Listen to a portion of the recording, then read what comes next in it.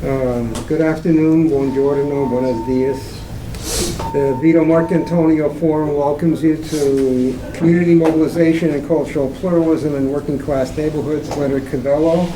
My name is Gil Fagiani, and I'm going to be your moderator today. First, I'd like to remind everyone to please shut off their cell phones and other electronic devices. The Vito Marcantonio Forum is a historical, cultural, and educational organization that brings together people from a wide variety of backgrounds interested in sharing knowledge of the life and work of Congressman Vito Marcantonio. A protege of Fiorello LaGuardia, Marcantonio was the most electorally successful radical American politician of the 20th century. He served as a congressman from East Harlem and the de facto congressman for Puerto Rico for 14 years, 1934 to 1936 and 1938 to 1950. Critical to his success was his unique multi-ethnic coalition of Italians, Puerto Ricans, and African Americans. Today's presentation marks the forum's 21st public event since it was reconstituted on October 11th, 2011. And this upcoming October 11th will mark our 5th anniversary. Activities the forum has sponsored include a special tribute, Vito Marcantonio and the Puerto Rican People, Solidarity in Progress, which was held on November 28th of 2012 and attended by 100 people at the Center for Puerto Rican Studies at Hunter College. And then in August of 2014, we celebrated the 60th anniversary of Vito Marcantonio's death, and 50 people gathered at Woodlawn Cemetery in the Bronx to celebrate his life. And to further honor his memory, Bronx Borough President Ruben Diaz and New York City Council member and Speaker Melissa Mark Viverito attended and sponsored a proclamation naming August 9th as Vito Marcantonio Day in the Bronx. In celebration of Black History Month, the forum's author series at the Mulberry Street Library sponsored a talk on East Harlem's African American community by Chris Bell. Just going to give you a flavor of the things we've been doing. On September 19th, 2015, we celebrated Pope Francis's visit to East Harlem and Italian American Culture Month with a People's Pilgrimage to East Harlem, starting at Lucky Corner at 116th Street and Lexington Avenue at noon. The walk included Vito Marcantonio's home, and Our Lady of Angels Elementary School that Pope Francis visited, which was shut down to parishioners' protests in 2007. The Vito Marcantonio Forum is appealing to the Vatican to bless Marcantonio, who was refused a Catholic burial by Cardinal Spellman in 1954. On October 31st, 2015, we held a symposium at the Mulberry Street Library on Michael Parenti's memoir, Waiting for Yesterday, pages from a street kid's life that included a talk by Stephen Siciliano and readings by Lolo Pasquale and a dramatization by Roberto Ragone. And finally, this Wednesday, Marcella Beniceveni presented her book, Italian Immigrant Radical Culture, The Idealism of the Silver City in the United States, 1890 to 1940, along with the bilingual reading, Italian and English, of Arturo Giovanni's poetry by me, Maria Lasella, and Roberto Ragone. And this August, we will be sponsoring the 62nd anniversary of Vito Marcantonio's death at Woodlawn Cemetery in the Bronx. And later this year, at a time to be announced, we'll be holding a fundraiser. And those that are interested in getting involved with this or want to learn more about this, I encourage you to sign our sign-up sheet. So before we begin our program, I want to read my poem, Litany of San Vito, from my book of Blanquito en el Barrio, which is a tradition that we've been doing here, at the Vito Marcantonio Forum events. And anyone interested in one of these cards, I have extra copies. And also, our guest from Italy, Simone, will read it in Italian. So first I'm going to read it in English. Litany of San Vito for Congressman Vito Marcantonio, 1901 to 1954, or 1902, is it? 1954, yeah. San Vito of East Harlem, pray for us. San Vito, bread of the poor, pray for us. San Vito, crucified by Wall Street, pray for us. San Vito, martyr of McCarthyism, pray for us. From the jail cell wall, San Vito, deliver us. From the backyard crap game, San Vito, deliver us. From the loan shark's vig, San Vito, deliver us. From the drunken stupor, San Vito, deliver us. From TB and asthma, San Vito, protect us. From the social worker's visit, San Vito, protect us. From the immigration raids, San Vito, protect us. From the landlord's greed, San Vito, protect us. And this is the Italian translation that I did. San Vito di East Harlem, prega per noi. San Vito, pane dei poveri, prega per noi. San Vito, crocifisso da Wall Street, prega per noi. San Vito, martire del maccartismo, prega per noi. Dalle pareti della prigione, San Vito, liberaci. Dal gioco d'azzardo nei cortili, San Vito, liberaci. Dal pizzo dello strozzino, San Vito, liberaci. Dall'ubriachezza molesta, San Vito, liberaci. Dalla tubercolosi e dall'asma, San Vito, proteggici. Dalla visita dell'assistente sociale, San Vito, proteggici. Dalla caccia agli immigrati, San Vito, proteggici. Dall'avarizia del padrone di casa, San Vito, proteggici. I suggest, Anna, could you read in Spanish for us? This is a reflection of Marcantonio's coalition. This one. Ruega por nosotros, ruega por nosotros, ruega para nosotros, ruega por nosotros. San Vito, libéranos, San Vito, libéranos. San Vito, libéranos, San Vito, libéranos.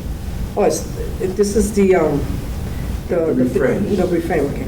San Vito de East Harlem, San Vito, pan de los pobres. San Vito, crucificado por Wall Street. San Vito, mártir del marcatismo. De las paredes de la cárcel, del juego de dados en el patio, el prestamista sin escrúpulos, de la embriaguez del alcohol, de la tuberculosis y el asma, de la visita del trabajador social, de las redadas de migración, de la avaricia de los caseros. San Vito, protégenos, San Vito, protégenos, San Vito, protégenos, San Vito, protégenos. Okay, so I'm going to begin our program with a brief overview of Leonard Covello's life. He was born in 1887 to a family of shoemakers in Avigliano Basilicata, one of the poorest regions of southern Italy. He immigrated to the U.S. in 1896 when he was 9 years old, joining his father in the East Harlem district of New York City, which was then America's largest Little Italy.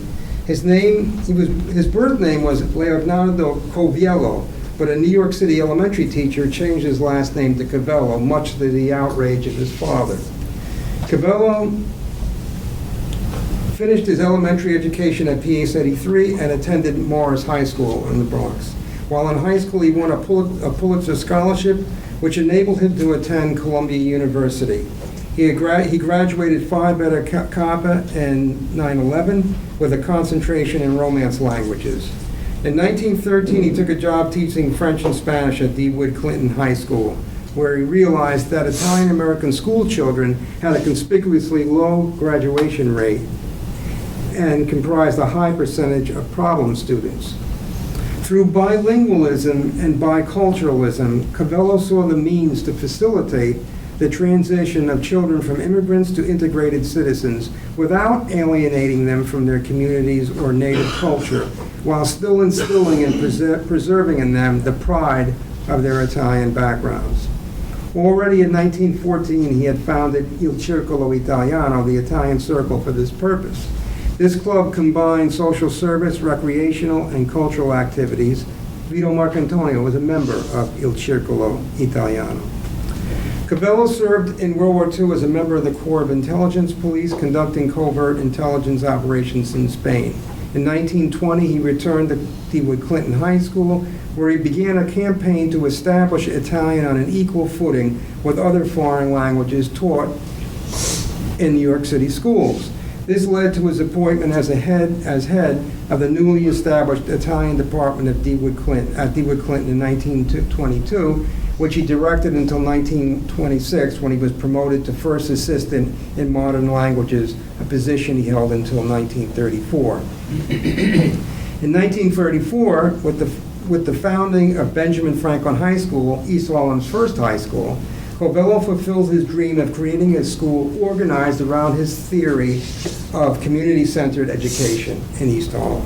This concept, based on the recognition that the public school was the one social agency that touched nearly all families, called for interaction between the school and the family.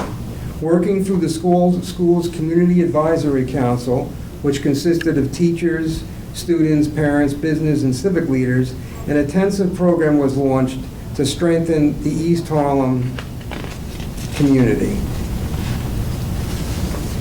and aid its development. From 1929 to 1942, he was adjunct professor at New York University, where he earned his PhD in education in 1944. As East Harlem became increasingly Puerto Rican in the 1940s, Covello fought in favor of racial integration.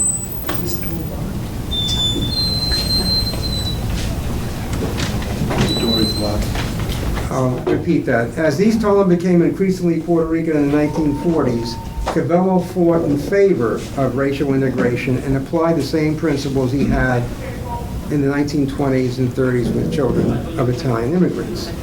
In 1956, Covello retired as principal of Benjamin Franklin High School and accepted an appointment as an educational consultant of the Puerto Rican Migration Division.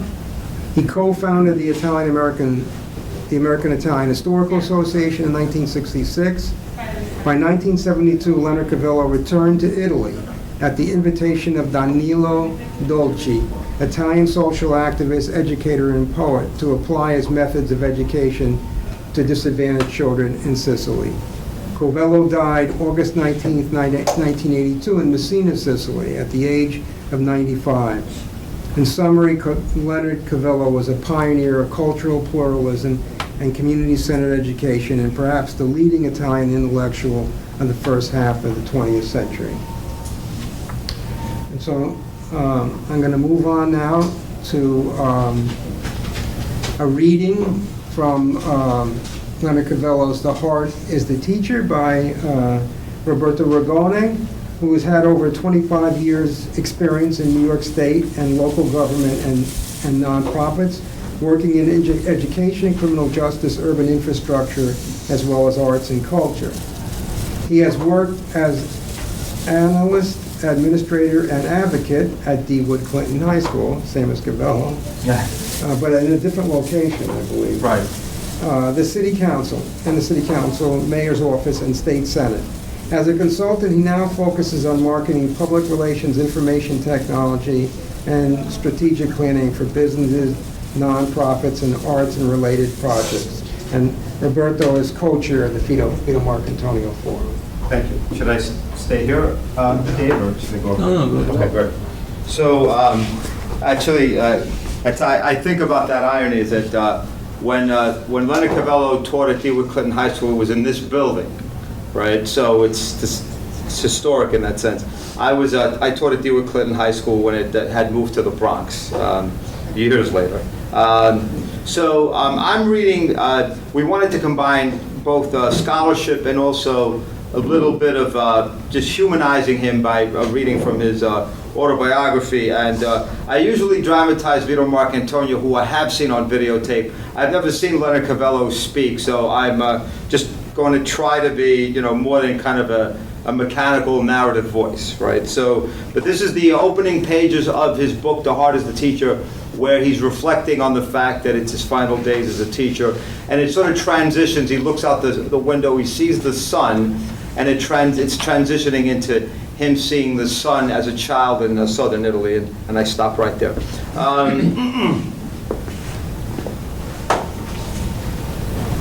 45 years of my life I spent as a teacher in the New York City public schools. 22 of these years I was principal at the Benjamin Franklin High School, located in the East Harlem district of Manhattan Island. In this long lifetime of teaching, I have learned much about the ways of immigrant peoples and their American-born children. I was an immigrant boy myself. I know what the American school can do to maintain family unity. I also know how the school can function as the integrating force in our democracy and in the molding of young citizens. After a half-century as a teacher and principal, I retired with the greatest regret. But I went right back to work with migrants. As educational consultant in New York City to the Migration Division of the Department of Labor at the Commonwealth of Puerto Rico, I am trying to give the latest of our migrants, the Puerto Ricans, what I tried to give to the Italians and the Negroes, to the Irish and Germans, to the rest of the nationalities and races that make up that human mixture known as East Harlem. My time, my affection, and above all, my understanding. For only he who has suffered directly or indirectly the degrading insults of wop or nigger or spick or mick or kike, or whatever else the unwanted or newcomer in this land is called, can readily understand. I have known all these things. I have known the hunger for food and the much greater hunger for knowledge. I have known fighting and stealing in the life of the back alleys and the city pavements, and also the life of the spirit at the mission house and the helping hand of some truly magnificent men and women. I have known all of these things, and if I had to do it over again, it is hard to say what change, if any, I would make. From the window of my office at the Benjamin Franklin High School, I can see the East River Drive and the surging traffic of high-powered motor cars. It is Wednesday, the last Wednesday in August. For me, it is the last Wednesday in school. It is the end of my life as a teacher in a public school. It seems impossible. I cannot quite convince myself that it is or could be the end. I had walked into a New York City classroom 45 years ago.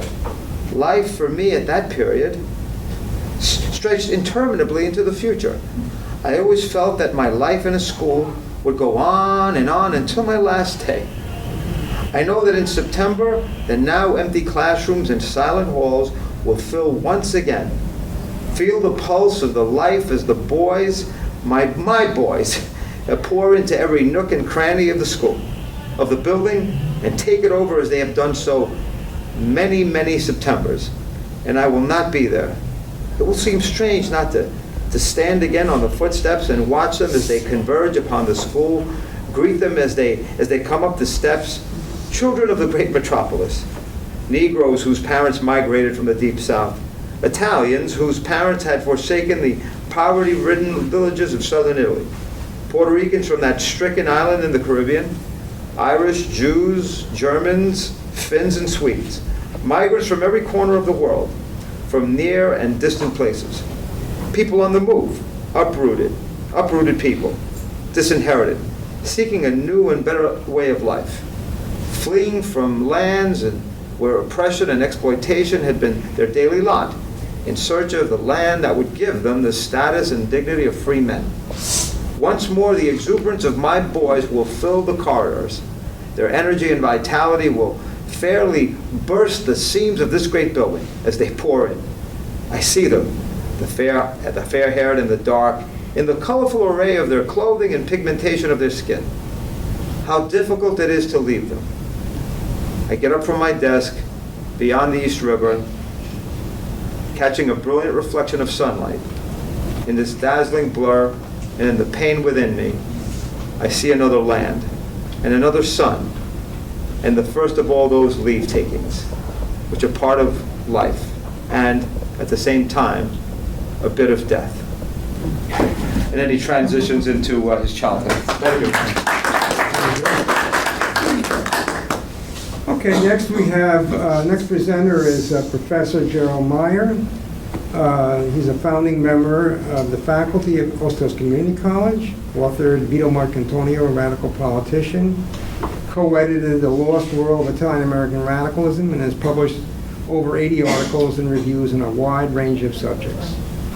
Professor Meyer serves on the editorial boards of Socialism and Democracy and Science and Society, appears in documentaries, reviews manuscripts for publication, and lectures widely. He is co-chair of the Vito Marcantonio Forum, and he will discuss today cultural pluralism versus Americanization. Hi, I'm Jerry Meyer. Welcome to our panel today. There's been so many benefits for me, and I hope for other people, I'm sure it's true for other people, that when I started my work on Vito Marcantonio, which is in itself a wonderful topic, extraordinary topic, but one of the benefits of that was finding Leonard Covello. And Covello was Marcantonio's mentor. Marcantonio's father died when he was in high school in an accident, a motor car accident. He was run over by a motor car. There were lots more of those things years ago than we would imagine. The streets were packed with people and so on. And Marcantonio had one brother, apparently was schizophrenic, and kept in the house, and no one knew, only a handful of people knew he was actually there. And so now he's in high school. He's in DeWitt Clinton High School. And the original DeWitt Clinton High School was in the original building of John Jay that goes along 9th Avenue, and later was moved to the Bronx. And it was an all-boys school. And in any case, Marcantonio meets Covello here as a teacher, and Covello becomes his lifelong mentor and father figure. And Covello didn't have children, so it was an extraordinarily close relationship. They lived in side-by-side town houses on 116th Street, and Covello was a pallbearer at Marcantonio's funeral. So a wonderful, wonderful relationship. And Marcantonio learns Italian from Covello. The Italians that arrived here, they spoke dialects, and Marcantonio was also from Basilicata, like Covello. And the largest Italian community in the United States was Italian Harlem. There was 90,000 Italians from 96th Street. They overflowed 96th Street, overflowed 125th Street. And it was the largest and the most Italian of all of the Little Italies in the United States. But within that Little Italy, and as other large Little Italies, there were sub-communities of people from the different regions, and even from the separate towns that lived together in a tenement or on a few blocks. And the area close to where Marcantonio was born was populated by Southern Italians, specifically from Aviano, actually, and Basilicata, that they reassembled themselves in the Little Italies and so on. But Covello predates Marcantonio by, I think, 12 years, I think, and but arrives when he's 9 into East Harlem. What's so remarkable about the biography, especially of Covello, is how typical it is, and yet there's some break that enables something big to happen, something that wasn't destined. The same is true for Marcantonio. There's something so typical, and then there's some break that enables him to emerge as a very big figure. But with Covello, it's so typically in the Italian migration is that the fathers arrived first. The men left the villages first, and to raise money. To raise money to bring the family to America, and also to set up a household. So they lived as lodges in other people's apartments while they were saving money for these purposes. And so Covello's father was here in America 5 years before the mother, and I think at that point 3 children, there were 4 others that would be born in America, arrive in Italian Harlem. There's a part here that's not clear, but they may have settled where Italian Protestants lived, which is interesting, and that becomes significant in, I think, Covello's story. but also that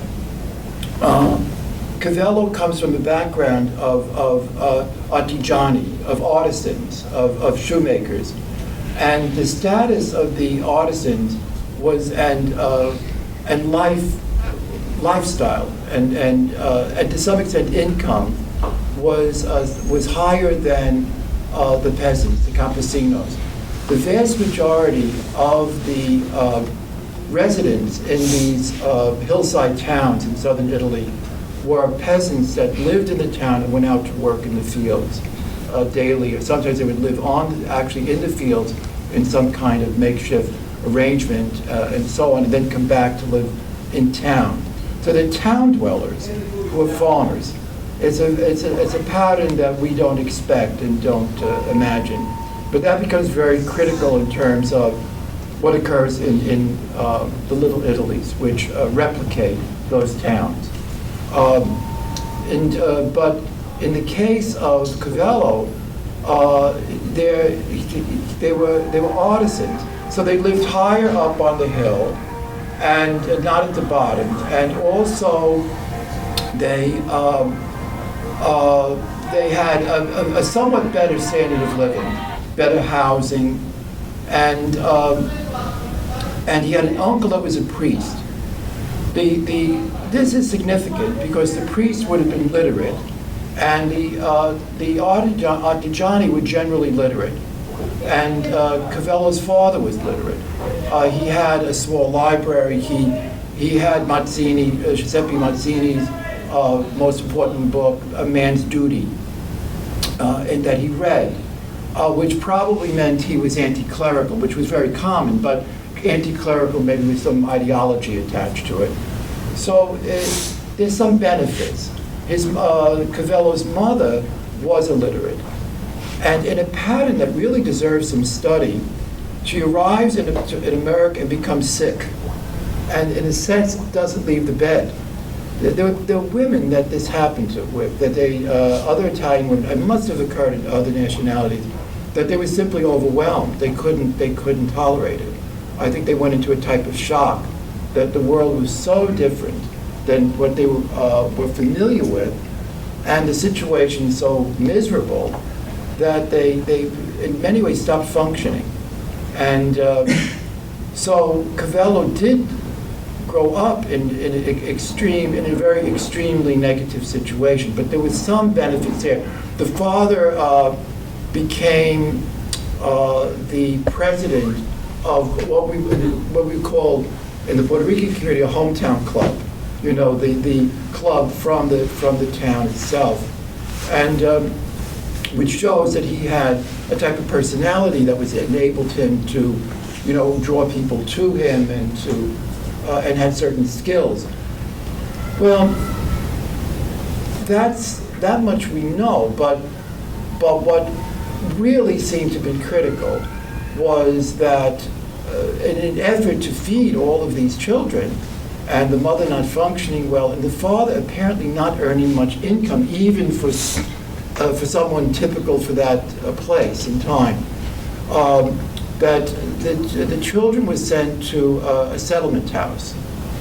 And a settlement house is an archaic word, and you would wonder why. Today we would call it a community center, but it wasn't called a community center. It was called a settlement house.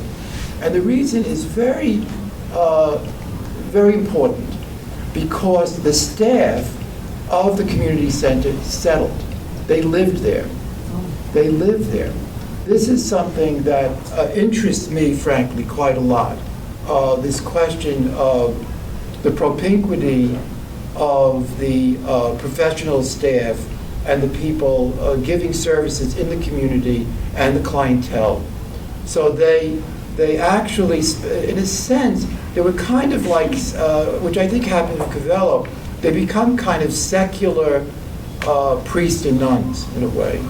They don't take vows, religious vows, or dress differently, but they're dedicating their lives, their total lives, to the destiny of the people that they've concluded that they are going to live with. They don't become them, which is interesting. They don't become Italian, but they live there. Marcantonio's wife was one of them. She married an Italian. That was unusual, you know. But they're there and they spend their lives doing this. I think it's very important because it made them more culturally sensitive and I think more successful in doing what they had committed themselves to do. And they were Protestant. The settlement house, they were always Protestants. I think the equivalent, a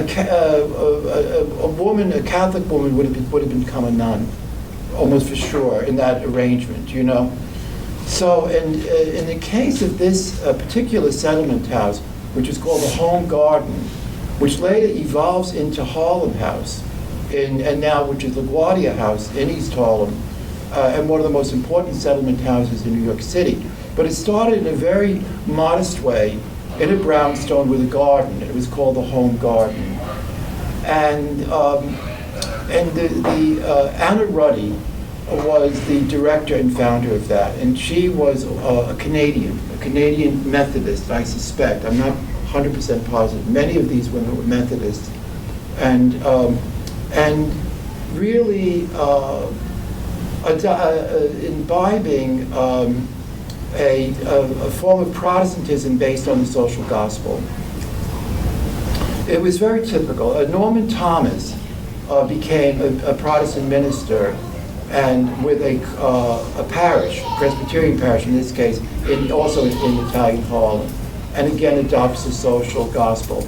The border between the social gospel and socialism is a very, very, very gray border. And one can move from one to the other very, very easily. With Thomas, for example, of leaving the ministry and becoming a socialist. Anna Ruddy did not do that. But it's fundamentally to live as Jesus lived. And if we look at the gospel, he was living as a kind of a communist, really, you know, sharing and devoting one's life to service, you know, So Covello goes to the Home Gardens, which was in the neighborhood called the Soup School, because they offered bowls of soup to the children, but they also offered the social gospel. And Covello took to this in a very powerful way. And he becomes adopted by Anna Ruddy. Anna Ruddy becomes his mentor, his mother figure. His mother wasn't functioning very well from anything that one could see. And so they find each other. Survivors have that ability. Survivors in difficult situations have this uncanny ability to find rescuers. It's almost like feral, you know, how, you know, I don't want to make a terrible analogy with that, but there's almost this instinctive. No one would know why that would be so. But Covello and Anna Ruddy bond. And he now really incorporates all, I think, the major elements of what become his life. And that would be education, and also to become educated, but also to be of service. And I think those are his motivating concerns. He was one of only 2 boys that went on to Mount Morris High School from his graduating class. Marcantonio was one of only 2 boys, Italian boys, that went to DeWitt Clinton. And in both cases, the other Italian boy dropped out within a semester. So they were the only Italians, the only Italian kids that went to a high school out of their graduating class. And when Covello goes to DeWitt Clinton High School, which had now by that point moved as an old boys' school to in the Bronx, he has a rather difficult time there. He's really ashamed of his own background. The kids are more middle class, they're Americans, he can't bring them home, he doesn't fit in with the other students socially, and yet he dropped out of school. out of the economic needs of the household. And you see this very typically with, again, this will happen again in Covello's life, that within the ethos of the Southern Italians, personal needs and desires are subordinated to the family. And so he felt responsible to work and to assist the family, and he drops out of school. What he remembers from that incident is that when he brought the books to the principal office, now remember, he's an A student, a very good student, nobody said a thing. He said, I'm leaving the school, boom. And no handshake, no, you know, he remembered that. I think people like Covello are reflective. You can see it in this wonderful book. I really, really encourage you to buy it. It's $10, it's a good deal. That he's highly, highly reflective on his life, and he's using his life experience, he's using his injuries as material for progress for himself and other people. And that's a successful life, is that people that don't become narcissistic about their injuries and think that people owe them something, but they actually do the reverse. They ruminate on their injuries and find solutions which they then share with other people. And I think that's Covello. Well, with Anna Ruddy's, he returns to the school and continues his trajectory of being the excellent student. With Anna Ruddy's help, he gets a scholarship, Pulitzer Scholarship, to go to Columbia College to study Romance languages. This was extraordinarily unusual for a Southern Italian immigrant kid of that period, almost unique. There would have been very few examples of that. And he succeeds. And his destiny is to teach in college. He had an offer to teach in Wellesley. His mother dies. Well, now he has to go, he has to take care of the family. So he can't leave. There's no way he can leave. So what he does is he gets a job temporarily at DeWitt Clinton High School. Well, you know, rejection is God's protection. That's a good affirmation. And the reason we're talking about him today is that because he didn't go to Wellesley, but that he went to DeWitt Clinton High School, because that becomes the basis for his life's work. When he arrives at DeWitt Clinton, there were very few Italian students, and they were doing terribly. It was a very highly prestigious school at the time, something like Stuyvesant today, but with really 40, maybe not many more than 40, maybe 50 Italian students out of a very large school population. They were doing terribly. And the suggestion of a student said that he was given the task by the principal, can you do something with these students? They're doing awful. And you're the only Italian teacher here, Italian-American teacher. So he uses his settlement house experience to do what was done at the settlement house, which was to organize something. The settlement houses were always very great believers. You organize sewing circles, you organize reading circles, athletic groups, study circles. The whole idea of trying to develop a kind of civic mindedness and cooperativeness, with people, and seeing that as creating resources for uplift for individuals by working cooperatively. And so Covello starts at Circolo Italiano with the Italian kids in the school, and he doesn't have a clear plan whatsoever. But he again, from his settlement house background, he takes these students who are in trouble. And he sends them back to the communities to work in the settlement house in Italian Harlem, to tutor junior high school students and help the immigrants to become citizens. That's how you win. That's how people grow, and that's how people learn, and that's how people gain strength, by helping other people. So I think what was very interesting, Bill, there are certain aspects of his life which are original. I'll try to get to them. I'll get to them somehow today, but there are aspects.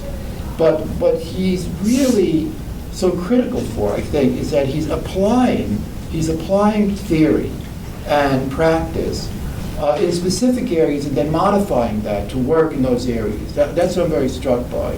In other words, these types of general theories, like cultural pluralism, for example, is not particularly original from Covello, but his application within those settings makes it original in some very critical ways. So he sends the students back into the community to help their others, the others from their background, to move forward. And in the process, some important things happen. This is how leadership develops. Leadership skills develop, and self-confidence develops, and self-esteem develops. So it's by helping other people. So he's using what he learned from Anna Ruddy and learned from the Congressman. In the meantime, he became a Protestant, which was extraordinarily unusual. My guess is that the Italian Catholicism is very much like Judaism. It's highly cultural, and you can't leave it. You can't escape, because the culture doesn't leave you a way out. So you can say all the rules are garbage and they're nonsense and superstition, but you're stuck. You're stuck with it. And I think that's what happens with Italians. So if they'll leave the church, but they don't stop being culturally Catholic. There's no way out, in a way, for them. So 1% is probably almost generous for how many Italians became Protestant. Somebody should write a book on it. Some of them are interesting, but the list is fairly brief. But now the students, he has something going with these students. There's something happening that's successful. A student asks him, he goes, Dr. Covello, he goes, why can't we study Italian? Why do we have to study German? Covello, in the Italian ghetto, with the kids right off the boat, they taught them German in the public schools. It's almost beyond belief. It's ludicrous beyond all belief that you have these immigrants coming in from southern Italy, hardly speaking English, and they go to the primary school to learn German. It's unbelievable, but that's what occurred in the New York public school system. I think things that absurd continue to occur, by the way. And with some distance, we see the ones from the past, but they're right under our nose. So the student says, why? And what Covello said, he goes, the only thing he ever heard about anything Italian was Columbus. Nothing else. There was never any mention of a name or a place or an event at all. That there was this kind of dismissal by omission of a culture of the children and their families, as if they didn't exist. They were invisible. They had no reality to them. So a student asked him that, and he said, well, we'll look into it. And then he starts the first Italian class in the public school system of New York. In the first class is Vito Marcantonio. Now, this is also going back to that relationship. I'd like to just mention for a moment, in my own research about Marcantonio, I could see how very critical that was for Marcantonio that he learned Italian, because deep, right to the very end, he was speaking in Italian on the street corners, the language persisted much longer. In America, there's such a stigmatization of ethnicity, particularly of not all ethnicities equally, by the way, but of ethnicities of people that have low economic and social status. There's a stigmatization. And I've noticed this myself. This the second generation says they don't know the language, and they do. They know the language and say, I don't speak Italian, but they know Italian. So it's fascinating. So this became a great asset to Marcantonio as a leader in East Harlem, but actually throughout the Italian community in New York City. Became a major base for the left and for him, and knowing the language was very critical. Now, when Covello starts teaching Italian, at the time, Italian was not accepted as academically to fulfill the requirements for the Regents exam. That a student would have to take either Spanish, French, German, that might have been it, German, Spanish, French, I think that might have been it, and 2 courses in that area to get the Regents, the college-destined diploma. So how are they going to get enrollment for Italian courses if the course isn't a prerequisite for the degree? It would have to be taken as a second language, something that very, very few students would ever do. So what Covello does is mobilize with the Italian Teachers Association, mobilizes a citywide campaign to petition the Board of Education to have the Italian language accepted on an equal basis for the Regents exam. Now, I think this is very important to looking at Covello, is that the use of using an organization. Again, this goes back, in his case, not so much to an experience of being a leftist. This goes back to his experience of being part of the settlement house movement, of using organizations and gathering people together to obtain goals. And an Italian, a very intensive campaign of 2 years, the Italian was accepted as a prerequisite for that degree. Now, Covello then becomes vice president and the guiding light of the Italian Teachers Association from that point on. So he's now teaching in the high school, and he's also vice president, and for a period, president of the Italian Teachers Association. The necessity of organization can't be emphasized enough. If there's no group to advocate for a position, to have the knowledge, the expertise, to draw the resources together, there will be no result. There'll be pageantry and emotion and no forward motion.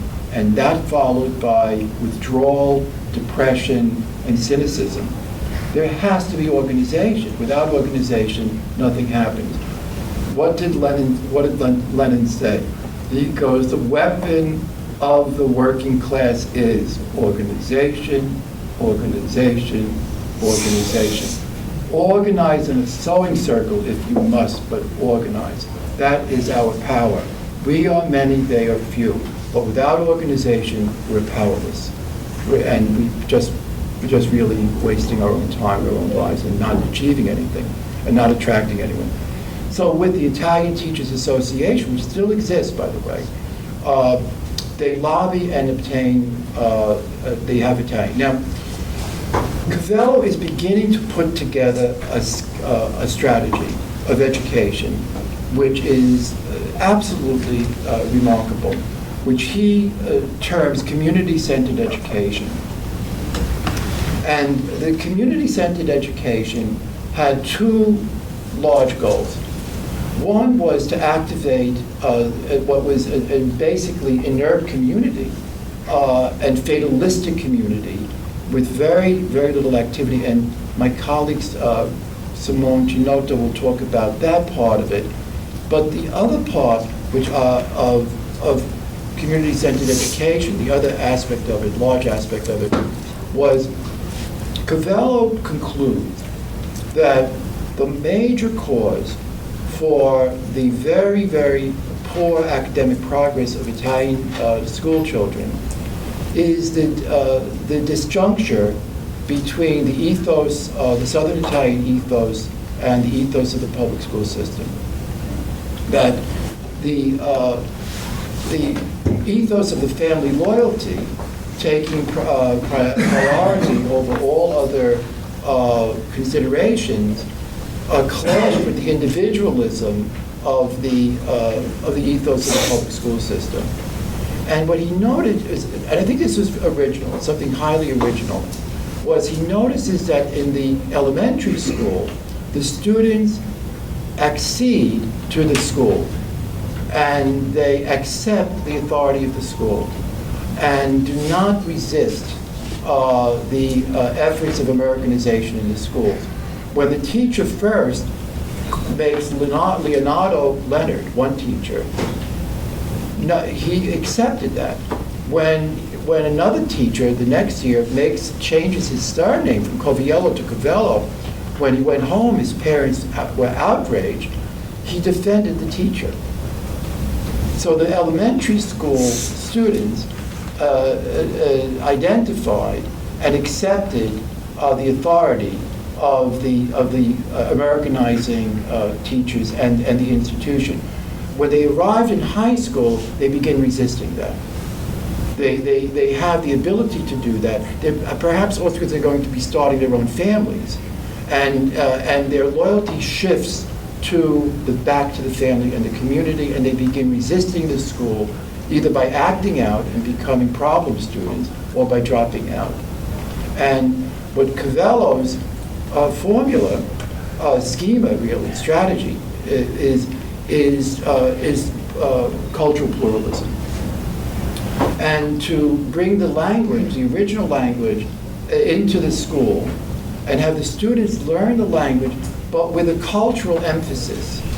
They have, it's good that they learn the conjugations of the irregular verbs, but the real goal is that they have something of the knowledge, so that they can have a bond with the parents and with the community, and some method of communication within the family, and then the family with the community back to the students, and that the students not see their own culture and their families, therefore, as something inferior and less valuable. And that was the beginning, starting with the language, which was extremely successful. The amount of Italian taught in all the high schools, in all the little Italies, that enormous enrollments.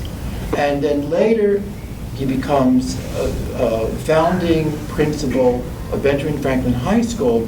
The other parts of this community-centered education strategy are put in place, with having, the infusion of the original cultures into the curricula, into the English classes, assemblies, which kind of celebrated the cultures of all the different students. Student clubs, they had the Hostos club, it's amazing, and they had a Frederick Douglass club, and creating really a very high level of democracy within a public school institution. And there's so much more to say about Covello, but I think I better leave something for my colleague to say. Thank you very much. Thank you.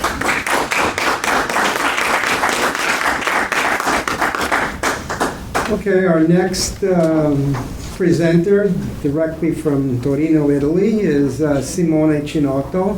He's an associate professor of history at the Università di Pollenzo in Italy, and the next visiting scholar at the Skirball Department of Hebrew and Judaic Studies at New York University.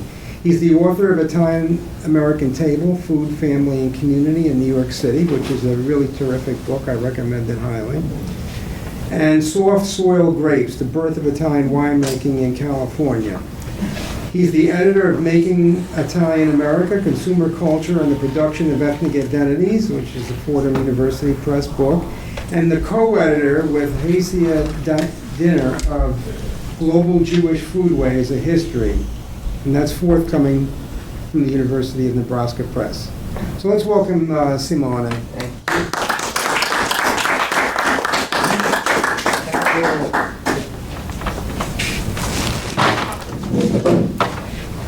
I'm gonna speak from the podium, not to look more authoritative, because I need to turn the slides of my presentation, and also I'm gonna read my paper, actually my electronic, whatever it's called, for the sake of staying within the time limits. Professor Mayor already provided us with a very good overview of the life and the biography of Leonard Covello, especially as an educator. I'm gonna talk about basically his leadership in mobilizing the East Harlem community for the introduction of the first public housing in the neighborhood between 1937 and 1941. That housing project, which of course is still there today, East River Houses. Let me go to my first picture here. This photograph that you see there was taken on March 25, 1939 on East 108th Street in the heart of East Harlem. At the time, the area was home to the largest, repeating a little bit what Professor Mayer said, was home to the largest Italian community in the United States, actually in the Western Hemisphere. Some 80,000 first and second generation Italian immigrants were concentrated in the easternmost section of the neighborhood from 3rd Avenue to the East River. The western section from 3rd to 5th Avenue was predominantly Puerto Rican, some African American, and the remnants of what has been the second largest Jewish community in the city, plus other, I don't remember the exact number, but several dozen other ethnic communities were represented in East Harlem at that time, making it probably exceptional in the whole world in terms of the diversity. The women in the photograph were parading to demand the administration of Mayor Fiorello LaGuardia the construction of a federal subsidized low-rent housing project in Italian Harlem. Italian Harlem had been the district that elected LaGuardia to Congress between 1922 and 1932 and gave him landslide support in the mayoral elections. The women are passing by a storefront displaying a sign, the Communist Party of the United States, East Harlem section. You see it, of course, in the background. It may not be a random choice for the photographer to have the hammer and sickle in the background. The parade was co-sponsored by the Harlem Legislative Conference, a political organization dominated by Vito Marcantonio, who, as we know well, represented East Harlem in Congress 5 times between 1932 and 1950. The Harlem Legislative Conference was a popular front coalition of over 100 left organizations, including the Communist Party, unions, settlement houses, parent-teacher association, and social and athletic clubs, whose primary purpose was to improve living conditions and fight racial discrimination in the community. Photographers documenting the initiative of the AJLC were often reporters for the Communist Party paper, The Daily Worker. Gravely ahead, the women paid no attention to the communist symbol. The black dresses, the hair discreetly combed back, the unpretentious shoes and cotton stockings of the 3 women on the right, including the one who carries an Italian flag, suggest that they are respectable mothers in the Italian tradition. The fur collar of the coat of the woman on the left carrying the Star-Spangled Banner, the only one looking possibly non-Southern Italian, is the only concession to alternate cultural influences. These are women embedded in the feminist ideology and practices that Italian-American historian Robert Orsi kind of famously called the Domus Center Society. Supposedly unaccustomed to walk the street for much else than visiting relatives and shopping for bargains in the neighborhood markets. The black purses all of them carry in their hand suggest the important unpaid work of caring that these women perform on a daily basis inside tenement kitchens, from window sills and across backyards, or in hospital rooms where they spend visits to sick relatives. As Covello noted in his studies, an all-encompassing family ideology and community relationships based on a shared moral code was the core of the ethnic identity of Italian Harlem, and what they thought distinguished them from any other race. The central social value of their experience as immigrants was their determination to become homeowners, either in New York or in Italy. by pulling together every family resource and sacrificing the pursuit of different paths to social mobility, including most of the time the education of their own children. I think this was the migration project of the father of Leonard Covello himself. This private goal of ownership was also apparently at odds with the investment in the struggle for low-rent public housing. Yet, this single photograph is an evidence that in the late 1930s, Italians in Harlem acted collectively to demand that the state provide for what they understood to be their entitlement, the social right of a decent house, as proclaimed by President Roosevelt in his second inauguration speech in 1936. They mobilized under the guidance of Italian-American leaders that they are endorsed to represent them as Italians in the local and national political arena. Leonard Covello, Vito Marcantonio, Fiorello LaGuardia. They did so, as this parading model suggests, not by rebutting their own ethnic culture of domesticity, but by bestowing political value to it. This ethnic materialism, symbolized by the Italian flag and the purse, trespassing spheres and being invested in the struggle for better housing, is scarcely acknowledged in the history of Italian America. Even recent contributions maintain that the Italian family ethics and its emphasis on motherhood is the burden in spite of which a minority of Italian Americans participated in class struggle and political activism. Documenting the agency of these Italian mothers in black, reclaiming the most political charged space of all, the street, and carrying out concerted community action, asks us to work at a more nuanced and historical complicated interpretation of Italian American ethnicity. Great photo. Yeah. Fantastic. This basically is the journal, is the issue of the journal, the Educational Forum, from where the photograph was drawn, and basically this is the I think it's the most comprehensive text in which where Leonard Covello talks about this experiment in mobilizing the Italian community toward the goal of public housing. It's a January 1943 issue. The mobilization for public housing was eventually successful. In a matter of 2 years, on a 4-block area between First Avenue and the East River, Italian Harlem got its new 1,200-unit housing project, East River Houses, the first high-rise tower project to be built in New York City. It was the sixth housing project to be built by the city. One of the first with federal funds. Because of this success, the case study may have a larger historical lesson to teach.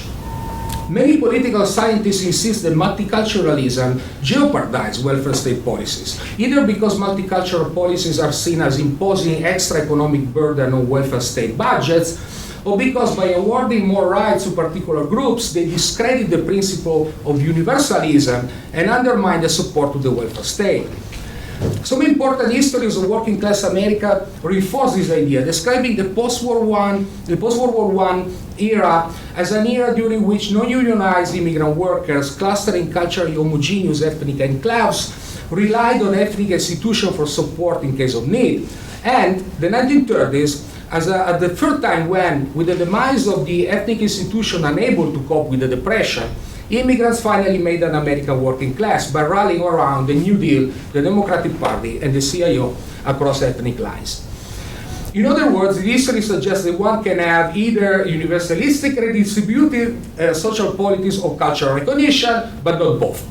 The case of Italian Harlem struggle for public housing illustrates an effort at bridging these apparent alternative demands. The tension between cultural recognition and universal social policy explain the oddity of a man like Covello, a high school principal, public intellectual, and cultural ethnic leader, becoming the real hero of the movement that brought low-rent public housing to Italian Harlem. He mobilized his school and the community around the issue of public housing because of the practical, tangible result that a badly needed housing project would bring in the life of the local people, but also because of how decent housing would reflect in the self-understanding of discriminated, alienated, and demoralized minorities as full American citizens. As Covello wrote, I'm quoting, actually from this journal. In New York, the majority of our foreign cultural communities, our Little Italies, our Jewish ghettos, our Chinatown, our Negro Harlem, and so on and so forth, are distinguished by their unusually bad housing conditions. As a slum or an area of dilapidated housing, wherever such condition exists, suffer from the disrepute that becomes attached to it. And it is evident that when such areas are populated by people of foreign stock, the disrepute of a community transcends the social-physical connotations and resolves itself into antagonism toward particular cultural groups.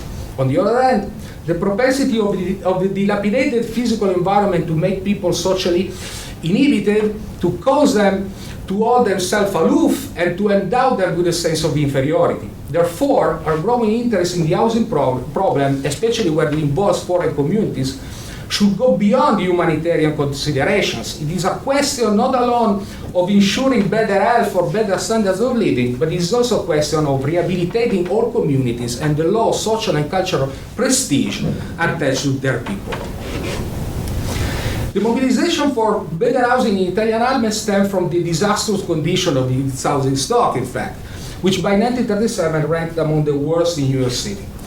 Unlike Central or West Harlem, which had originally been an upper middle class suburb, East Harlem had always been a working class neighborhood, a home for transient groups of immigrants attracted to the area by its low rent tenement houses. By 1934, 90% of housing in the section east of 3rd Avenue, the most Italian part of the neighborhood, had been built in the previous century. In the most heavily Italian blocks, 83% of the apartments lacked central heating, 67% lacked a tub or a shower, and 55% a private indoor toilet. While the worst dwelling remained vacant and rapidly decayed, some experienced extreme overcrowding, providing the ideal conditions for the spreading of disease. From 1936 to 1940, the tuberculosis mortality rate in Italian Harlem was double the average of the city as a whole.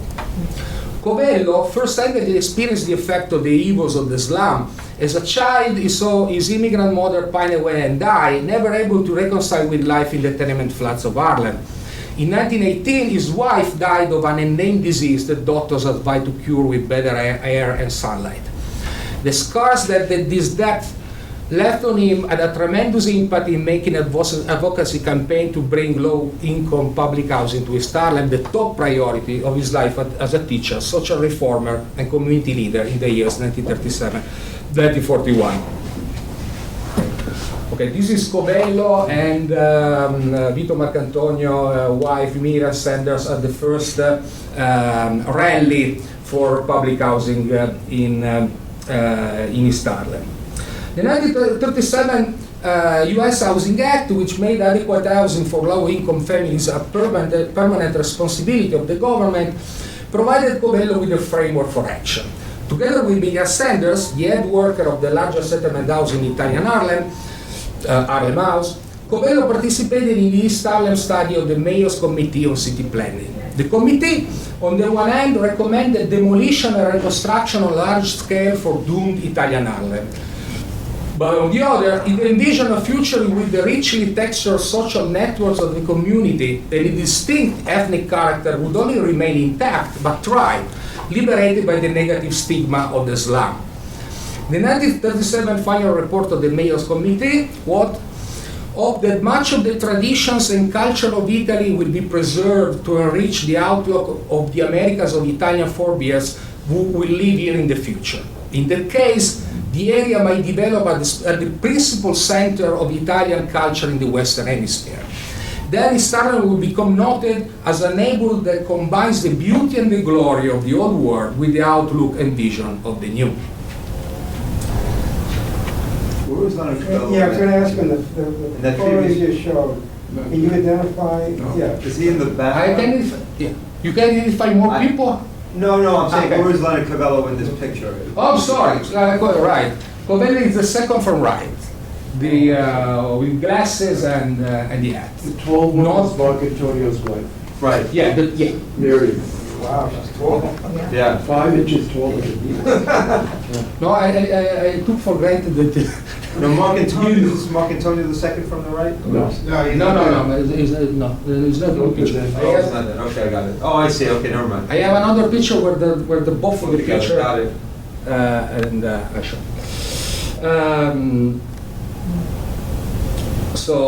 At Benjamin Franklin School, Covello redesigned the entire curriculum, from literature to art classes, to address the issue of housing and its relevance for the community. Within the community center school model that Gerald Meyer just illustrated. This was the practical application of this model. Students mapped any single block in the neighborhood, created models, graphs, and drawings, attended lectures and motion picture screenings about social housing in New York and Europe. Let me just digress a second. But this is also part, I would say, of the strong involvement of the strong public involvement of Covello as a teacher. All this material, all these photographs come from the Leonard Covello archives, which are for some weird reasons in Philadelphia. So he documented all these efforts and activities. Actually, documentation and preservation of the documents was part of what he feels was his mission. So we have a number. We have really very detailed information of all the activities of the school. The picture that you see in the upper right, the two students are basically illustrating this very large map of East Harlem, which was the final result of a number of students going around the neighborhood and getting information about everything, about any single block. Who lived there, who they were, the condition of the buildings, who the landlord was, and they got into any single food shop, and they interviewed the owner. This is incredible. Is a wealth of information for me, especially as a food historian. Most of the first section of my book is really heavily relies on this information that Covello students actually collected. So students map any single block in the neighborhood, created models, graphs, and drawings, attended lectures and motion picture screenings about social housing in New York and Europe. The language departments translated material in Italian and Spanish for the non-English speaking people. Parents and civic associations were involved in all events, and a housing committee was formed to provide for a permanent forum on housing for immigrant families. Again, more material from the Covello papers. Wow. Covello understood that the school needed political alliances to effectively influence decision makers. To that purpose, the Benjamin Franklin Housing Committee joined forces with Vito Marcantonio's Harlem Legislative Conference to form the East Harlem Housing Committee. In the next 3 years, the Joint Committee would sponsor rallies, parades, and petition drives. You see, for example, in the middle, one of the sheets that were circulated by a number of people from settlement houses, churches, tenant association, you name it, around the neighborhood. And you see, for example, on this block, how many Puerto Ricans and Italians live together.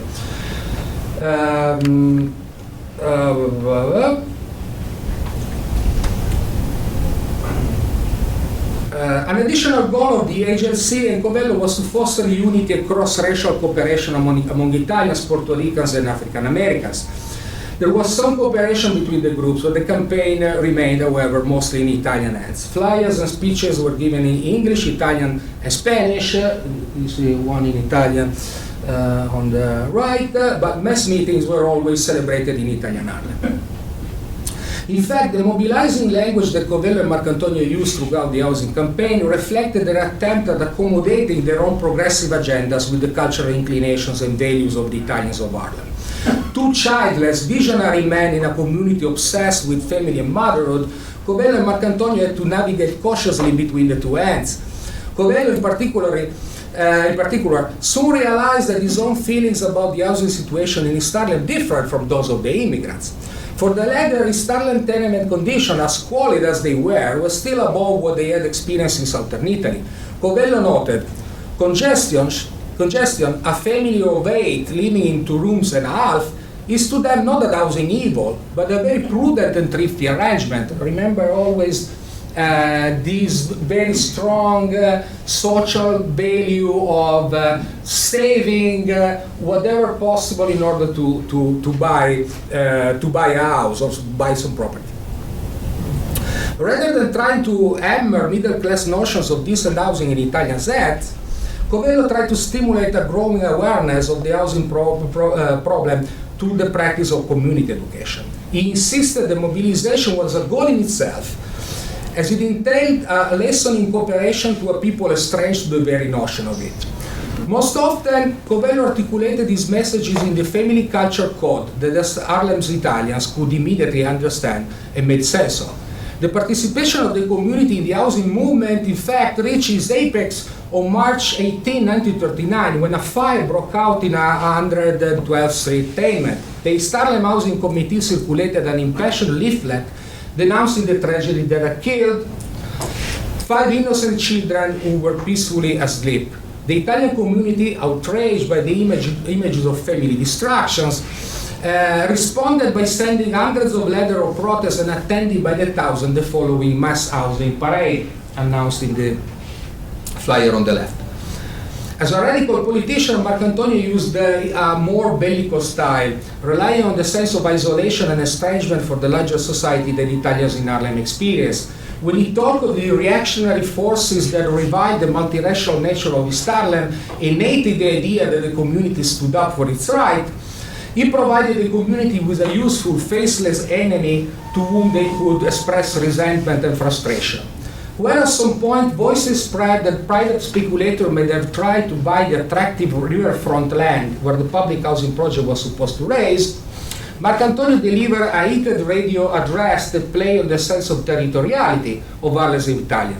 Quote, "The East River is our river. We learned to swim in that river. We were born on its banks and we want that river for ourselves. If it is our river, we do not intend to have anybody take it away from us." In fact, it's very interesting, studying the story, understanding how gentrification was already part of the picture, even before public housing was introduced. Maybe we can talk a little bit about that later. Okay. Now, this material, instead, these photographs come from the booklet that Nisha published to present East River houses when they were opened in 1941. Wow. This is supposed to be a documentation of the very poor condition of housing in East Harlem, both hygienic and safety dangers that that kind of living condition provided. So now let's talk about the people. The participation of the people of Italian Harlem to the campaign for low-rent public housing set an unprecedented moment in the life of the community. Hundreds of immigrant women and men attended the Forum on Housing at Benjamin Franklin High School together with their children.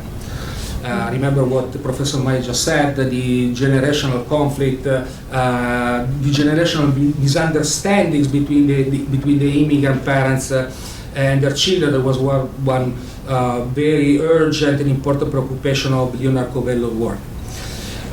This participation provided an opportunity for immigrant parents and their American-born generation to fill a chasm that had represented one of the most painful incidents in Italian Harlem history. Also, Robert Orsi, if you read the book, The Madonna 150th Street, talks a lot about this generational conflict or gap. By the end of the campaign, the East Harlem Housing Committee had met 58 times. Immigrant grassroots activists have conducted community signatures of housing petitions, as we said, distributed leaflets, pamphlets, and banners, attended several mass meetings, and participated in one mass protest parade and one victory parade. On September 18, 1939, Marcantonio LaGuardia officially announced that the federal government in Washington had agreed to subsidize the building of steel warehouses between 102nd and 105th Street near East River Drive. Italian Harlemites again launching a mass distribution of application forms and guidelines to secure that the maximum number of area residents were selected as tenants for the housing project. The participation of women, as we saw, was momentous. Women's newfound grassroots activism stemmed from a social change that we can call depression maternalism. Record numbers of men were out of work by the end of the 1930s. Italian Harlem had the highest percentage of head of families on relief in New York City. With few jobs available to them, children stayed in school longer. Classes at Benjamin Franklin High School as well, providing Covello with a wide audience for his experiments in educational reform and social action. Women were invested with unprecedented responsibilities as consumers and personally in charge to deal with welfare agencies. The patriarchal framework of family economy, which was responsible for the total mobilization of resources toward the goal of home ownership, weakened, while a new awareness of the welfare needs of women and children, including better and safer housing, emerged. As a result, not only women were more numerous and more active than men, but they introduced gender meanings to the housing movement, visions and needs that went beyond the intended goal of the campaign, making their voices publicly heard like never before. Women's activism could doubtless emerge because housing was traditionally seen as an area of female competence, because women performed their political activities in the street of the neighborhood that were familiar to them and closely monitored, and because remaining in close proximity to their homes and children, they could continue to perform their labor as mothers or wives. However, as the campaign mounted, groups of Italian women began to challenge both the physical boundaries of the neighborhood and the limits of their action.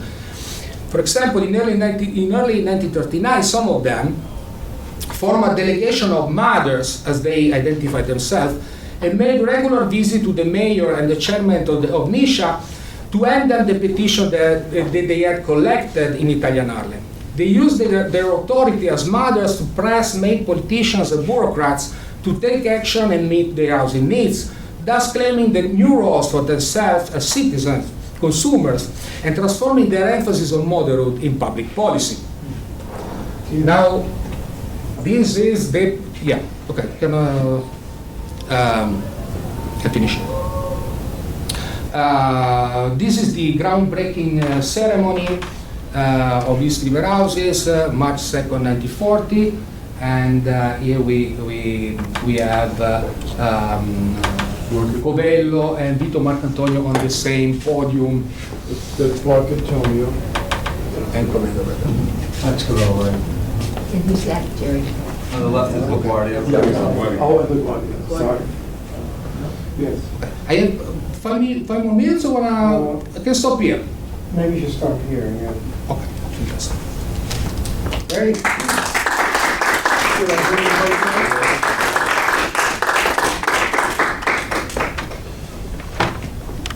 Too much to say. down? Too much to say, right? Roberto is going to come up and read another section from the heart. So the original plan was I had 2 other readings, so I only have time for one of them? Yeah, I think so, because we want to leave a little Q&A. Okay, all right. So there's the reading on the name change and the one where he meets Marcantonio. Which of the 2 should I do? When he meets Marcantonio. When he meets Marcantonio, okay.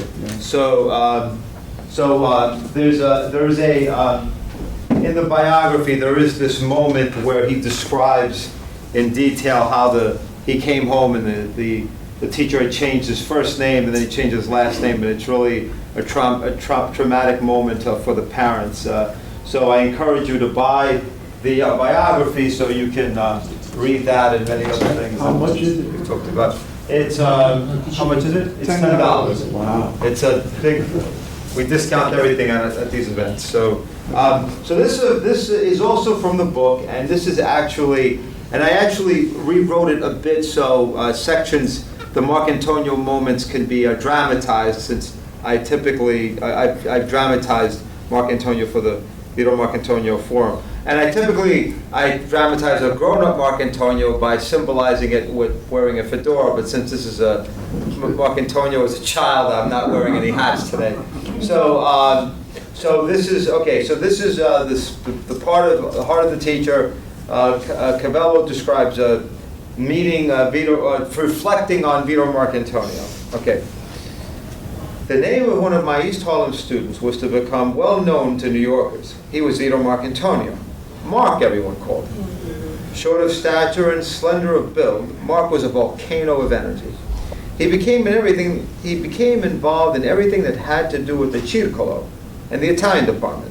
Some of the students called him a socialist, though I'm sure that not many of them had any idea what they meant by it, except that Mark was always discussing world affairs, politics, and labor conditions.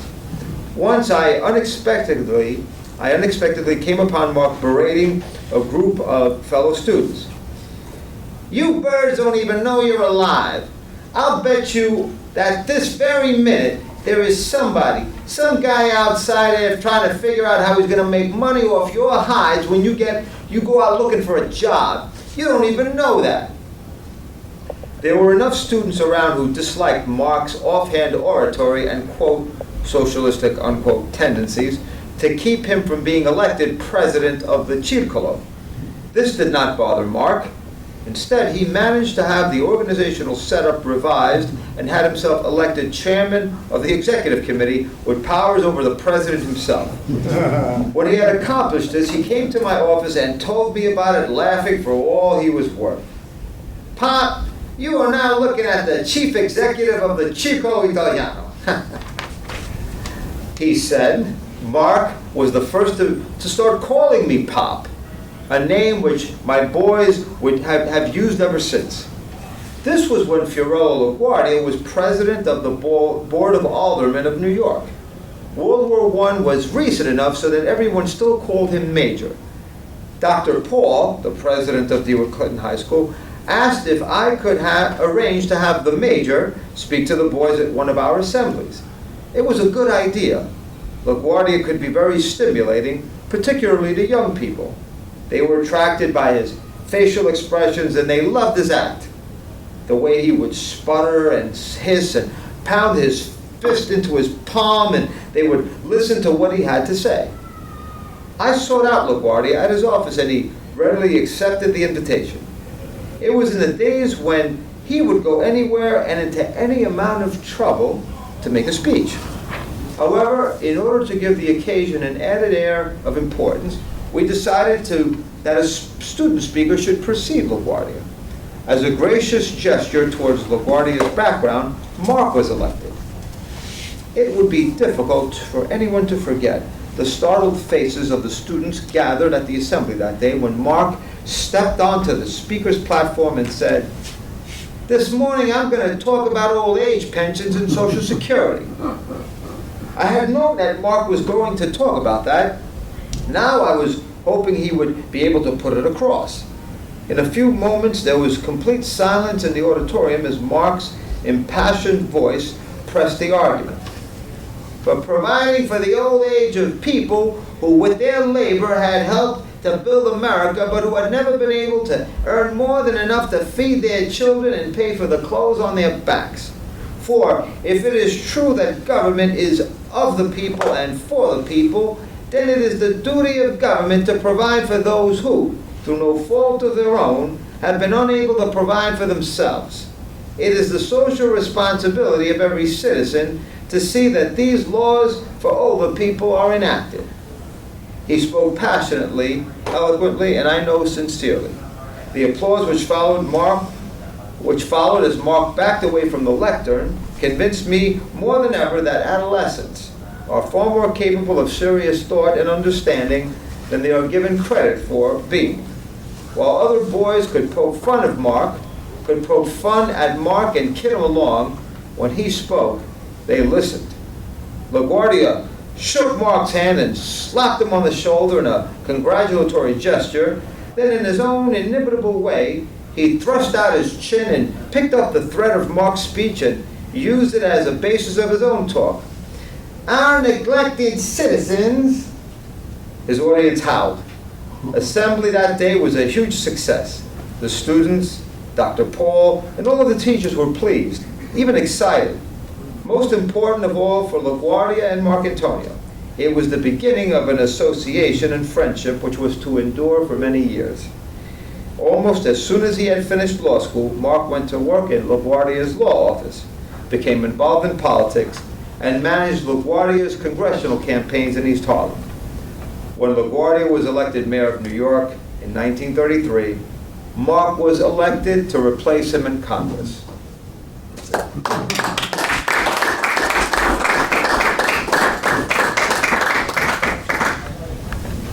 Okay, we have, I think we have a few more minutes. Is there a panel right behind us, you know, Jerry? I think so.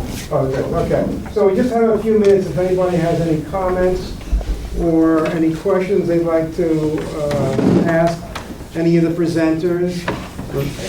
Yes. Yes. You mentioned in your talk about Covello going to Sicily at the invitation of Daniel Dolce. So how old was he at that point, and how many years did he work with him? I think he was in Italy for 10 years. It's amazing. Yeah. So he was in his 70s? I mean, how old was he? He died in 95. So he 82. Yeah, he went when he was 82. And he worked from 82 to 90? And what exactly, do you have any idea what his work was? He worked with elderly, apparently. Dolce's a wonderful figure, I think that's been forgotten. Yeah. And he won the Stalin Peace Prize, by the way. So he had to be good. But in any case, but Dolce was a remarkable figure. He was not a communist, but he worked with the communists, and he developed some tactics, kind of passive resistance tactics, you might say, that we could even think about today. He would gather the unemployed and have them complete a project, like to build a wall, to repair a road, or to build a dike. And then, after they worked for a week, to go to the city hall for their pay and stay there until they were paid. They had the evidence of their work, in a sense. So what you're saying is Covello just went to work with him. He didn't develop his own programs there. I know he worked with Dolce. There's some documentation, but not a lot. Covello wrote back every year with a kind of a report of what he did. He sent some personal letters, but there's no archival material, unfortunately. When he died in Palermo, and in the home of a colleague of his that he had written the first Italian language textbook for high school in the United States of America, and he's buried in Italy. But he was a socialist. He was a socialist, Covello, and I think, like Dolce, the work with communists. I think that was his politics, in fact. But 80 years old. He's pretty old already, huh? Well, I think that someone like Covello, which would the work was their life was work. I mean, they didn't. There was also very Italian, the idea of kind of I think looking down at adults playing, to some extent. That you worked. Life was about work, and you stopped for ceremonial situations, family dinners, religious holidays, but you were supposed to work, and children were supposed to work, and old people were supposed to work.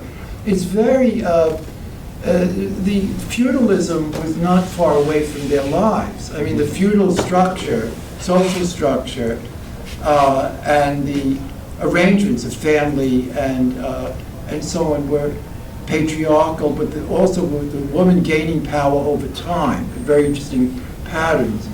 But I don't think he expected anything else. I mean, that's what he wanted to do. I always found it amazing that Dolce didn't get assassinated by the mafia. Yeah. But it might have had something to do with the fact that he was not a Southerner. He was from northern Italy. Any other comments or questions?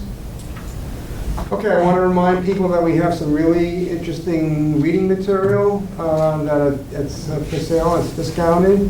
And please, if you're interested in learning more about us, to go to our websites and sign up on the email list. And we hope to see you again at our next event. I have a question. Oh, Sorry. This question is for Samoa, well, really anyone. You know, you talked about, the beginnings of public housing, which is such a big part of our lives here. Like in NYCHA, that's as big as Boston. And a lot of people don't realize that's how big NYCHA is. So I was just wondering, in terms of starting that, who were some other names? Like you talked about Vito Marcantonio, LaGuardia, but who were some other people who we could research on our own?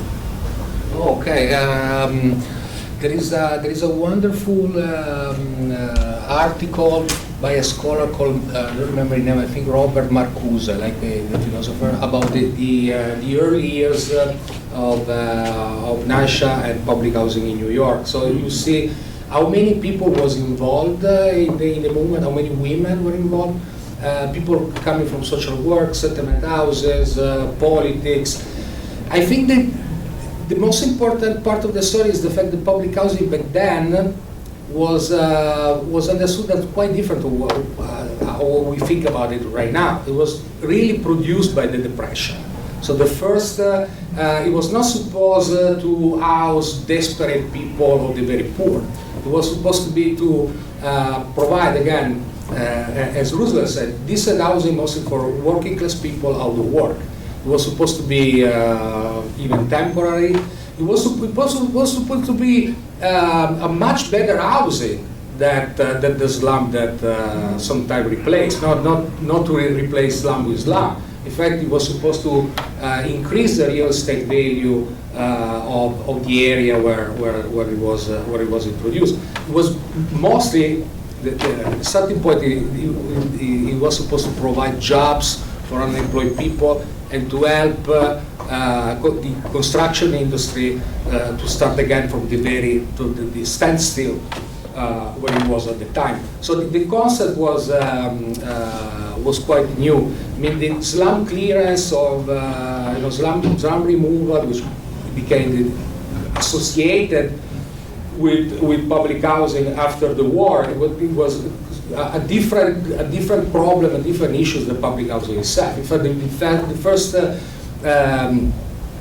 the first public housing that was the first project that was built. Actually, the first example in New York is on East 3rd Street. It's called the First Houses, and it was the model housing of the time, supposed to provide good housing, state-of-the-art housing, not cheap housing for people that was completely decent, respectable people that was out of work. So he was in that kind of condition, and it was not supposed to be an alternative to social mobility. It was supposed to be an emergency rescue intervention of the city, and then after 1937 of the federal state for these exceptional times. So the concept of public housing before and after the war is quite different. In fact, okay, I don't want to. I think also with public housing, I think that we've allowed ourselves to slide into really a right-wing position, reactionary position on this issue, and to take up the point of view that public housing is substandard housing, to denigrate it, devalue it, when in fact it's an extraordinary success. We have 600,000 people in New York City living in public housing.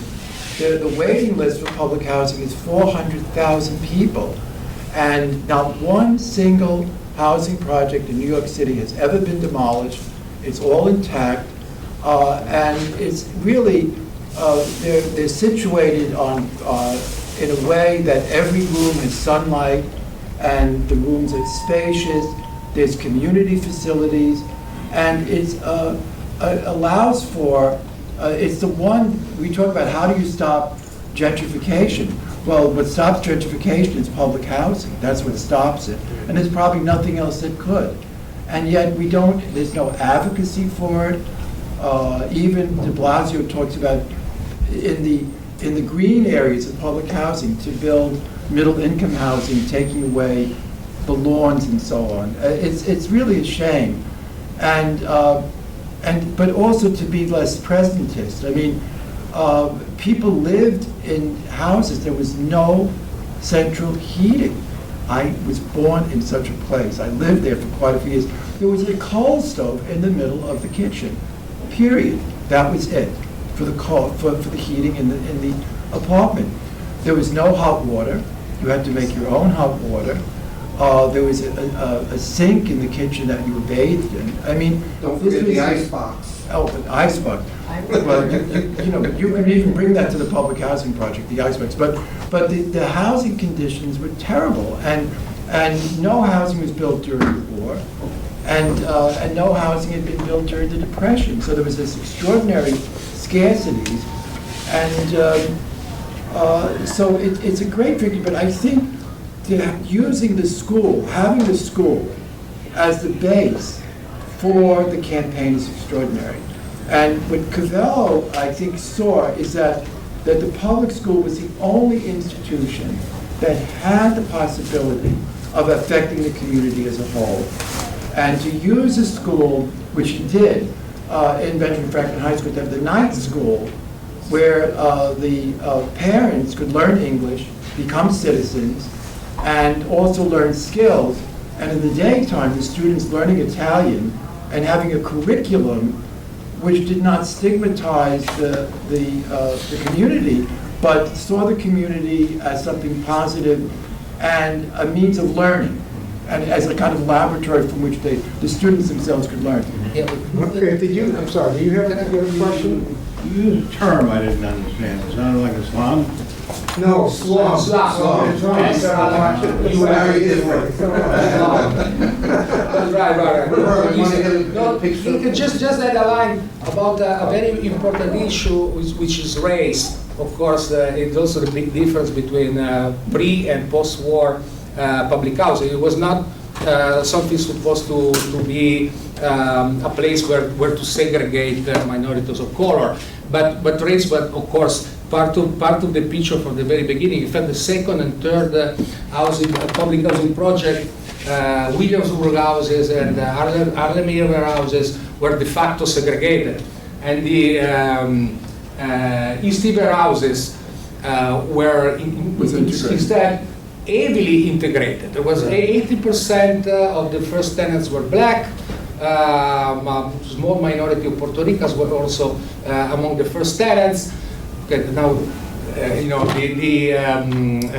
the developments of the story after World War II, of course, and the work of Moses and so on and so forth will lead public housing in a very different way. But the story of integration in very important, racial integration is very important in East River houses. And again, the role of Covello Marcantonio was vital in that sense. David? I just want to add, another role for the public schools back then was the provision of health services, which, was really omnipresent. People can still find in old schools old dental chairs and things, and now it's come back, but it's semi-privatized because I worked in a school-based clinic, and they're becoming very popular. But now they're nonprofit organizations. They're not by the city-owned, but in those days, especially for immigrant children with parents who are working, provision of health services in the schools was crucial. I think the idea of seeing the school as a center, community-centered education, is and to have an integrated delivery of services and to incorporate the community into it, and is a way of also activating the community and getting individuals to take on roles outside the family. All of these were conscious goals that Covello and other, it's really a form of progressive education, what he was doing, but it's progressive education that was made social. And it's not the individualized, to kind of glorify the child and make them into a star, It had to do really with the needs of the community, but using progressive educational techniques of actually doing, making resource maps, interviewing people in the community, creating models, and being activated. They had Benjamin Franklin High School is the only high school in the city of New York that had a garden on the roof. They had a botanical settings, which was also very Italian. It was very Southern Italian, but it also served for biology lessons and to have students have some acquaintance with growing things and so on. It's a very generous vision, a very social vision, and we've lost that, I mean, right now, Benjamin Franklin is in perfect, extraordinarily fine condition. Wonderful, wonderful, wonderful building, and it's closed. It's closed. It's a pity. It's just an absolute pity. But I think in learning about Covello and Marcantonio and what they did could be very inspirational for us and absolutely applicable to so many communities that come to mind. The South Bronx comes to my mind immediately, being primarily immigrant communities with linguistic needs, with problems for the second generation, which are always specific, especially intense, where these strategies would be remarkably helpful to the students, but to the communities as a whole.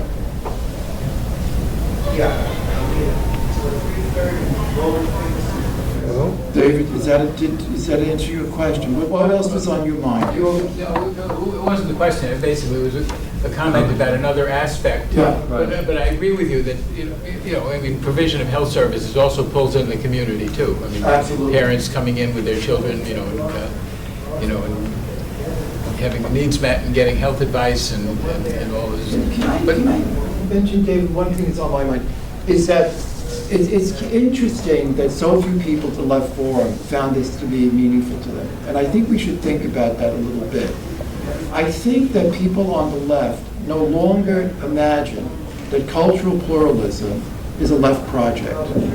That, that fighting for the preservation and retention of immigrant cultures and languages has anything to do with the left. This is so contrary to the left of the Communist Party here, for example, which fought tooth and nail for the cultural rights of immigrants, not just in their need for medical care or decent housing, but their right to their own culture, to sustain that as part of another definition of what it is to be an American. And that Anglo-Saxonizing people was a right-wing project that the left should resist. The more immigrants move away from their communities, the more right-wing they become. And it's that simple. You could map it out in East Harlem. The further you went from the center of Italian Harlem or El Barrio, the vote went down for Marcantonio. You start with the center, almost 100%. And as you went block by block by block, the more the American influence came, the more people saw their realities through a lens that was already colored for them to act in a way that wasn't in their own best interest. I mean, this is a project of the left that's been forgotten along with a great deal else. But I think that we have a responsibility to do something about it and can do something about it, I'm sure. Yes? Just speaking to your point that the people here at the forum should be interested in education. What's happening today is the privatization. And what that does destroys the community sense of the school and all the people involved, and the board of education takes over or private a whole privatization process is a loss of that kind of feeling of community around the school. That's the argument. But I think the privatization wins because the public schools have lost their ideology. They have no ideology. So they in fact lose. They're not fighting. They're not presenting a picture of what should be, and then not just presenting the picture, the vision. They're not presenting a vision of a public world and then implementing it through curriculum and connections with the community. So, we're not victims here. I mean, there are people on our side that aren't doing their work, aren't really ideologically and professionally and through activity. I mean, notice the connection at every point between the idea and the activity. In other words, you have the vision of the need for public housing, but then you have mechanisms like through the coalescing of community groups. By coalescing the community groups, you politicize them. That's what occurs. In other words, you take social clubs and Christian clubs and whatever else, and it's very interestingly, associations of the bodegas, for example. But by coalescing them, they almost spontaneously, they start to become politicized. They get a larger vision of what their missions are. And that can be then attached to these goals, which have successes. But our retreat, the constant retreat that we've been in for some long time now, some decades I suspect, has to do with a failure of people at in these situations to theorize what's going on and develop practical activities that can begin to materialize those ideas. That's how you win. Nobody's doing that. So we talk like we're victims. They're taking over, they're gentrifying, they're privatizing, but we are not even the beginning of a plan of how to resist that. It's pathetic, really. But they won. And I think part of it does have to do, I'm more and more convinced of this, part of this has to do with people actually living in those areas. I think you can't do it from outside. I think that people have to be there, they have to be trusted, and they have to be able to really invest themselves for term, in a way, perhaps, to turn those things around. It's not an easy thing to do, but this was a wonderful, wonderful series of successes, which enabled, by the way, for pro-communist congressmen to be elected and re-elected 7 times. The whole political culture was developed, All right, guys, everybody buy a book.